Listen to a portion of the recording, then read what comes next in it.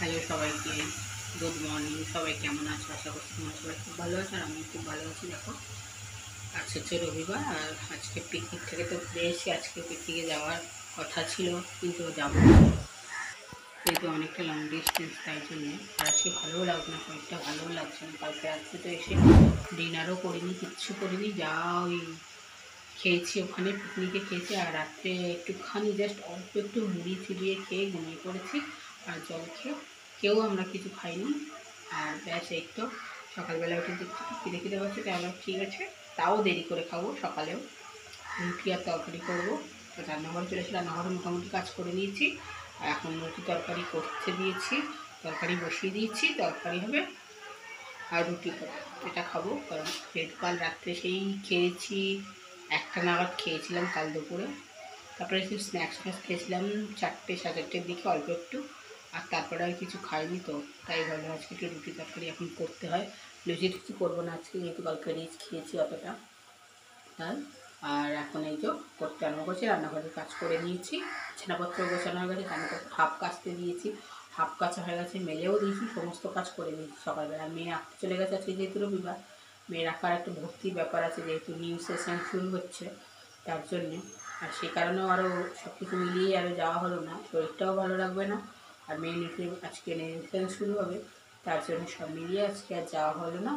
থাক, পরে আবার অন্য কোনো দিন যাবো। আর পরের দিন তো আর হয়ও না এত জার্নি করে এসে, তাই এখন রান্নাবান্না করি, ব্রেকফাস্টটা করে নিই, তারপর অন্য কাজ করবো। এদিকে দেখো, রান্নাঘরে সমস্ত বাসন কোসন ধুয়ে রেখে দিয়েছি, সমস্ত কিছু ধুয়ে রেখে দিয়েছি।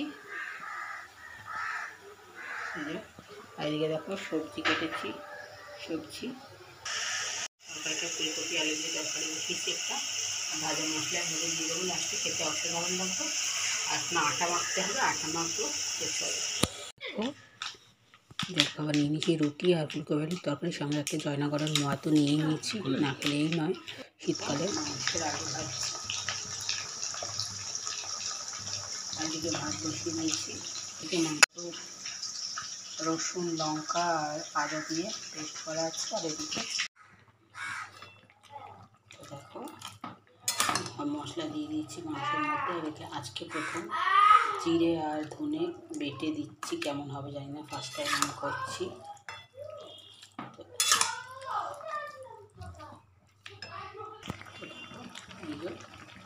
আর এদিকে দেখো পালং শাকটাও হয়ে গেছে আমার, আর মাংসটা হলেই হয়ে যাবে। আর চিকেনটা বেশ ভালো করে কষে গেছে, তেলগুলো সব ছেড়ে দিয়েছি, দেখতে।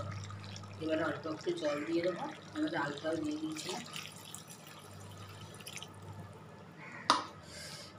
অল্প জল দিয়েছি, বেশি জল দিইনি, কারণ খুব একটা পাতলা করবো না, তার জন্য।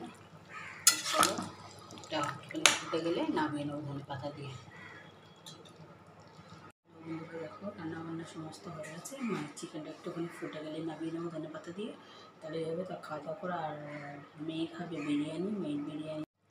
দেখো মাংসটা হয়ে গেছে, এবার ধনে পাতা দিয়ে নামিয়ে নেবো, ব্যাস তাহলে হবে।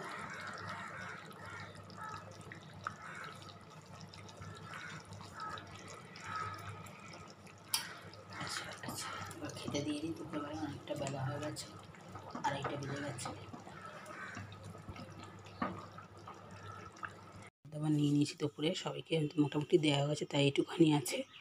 আর এই যে শাক, আর মেয়ের দেখো বিরিয়ানি খাবে বলে, মেয়ের জন্য বিরিয়ানি, ও বিরিয়ানি খাবো, ভাত তরকারি খাবে না ওইসব, তার জন্য ওর জন্য বিরিয়ানি আনা হয়েছে।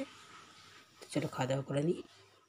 তো দেখো তারপরে আর তোমাদের সাথে কথা বলা হয়নি খাওয়া দাওয়ার পর। তো এখন চলে এসেছি, সন্ধ্যেবেলাও দেখা হয়নি, ইচ্ছা করছিল না, আজকে রোববার যেহেতু একটু লেট খাচ্ছিলাম। তো এখন বাজে 9:45 বাজে, তো এখন রাতের খাবার দাবার তো করতে হবে। তো আমি এখন মাংস তো আছে, মাংসটা গরম করবো, আর তার সাথে লুচি বললেও খাবে আজকে, তাই লুচি দেখো করে দিচ্ছি। সবাইকে মোটামুটি দেওয়া হয়ে গেছে, এবার আমি নিই, অনেকটাই রাত হয়ে গেছে, এখন 11:30 বাজে। চলো আর বেশি দেরি করছি না। তোমাদের যদি ভিডিওটা ভালো লাগে তাহলে লাইক শেয়ার সাবস্ক্রাইব করে দিও, আর কমেন্টে তোমরা জানিও কেমন লাগলো ভিডিওটা। দেখাবে নেক্সট ব্লগে, টাটা।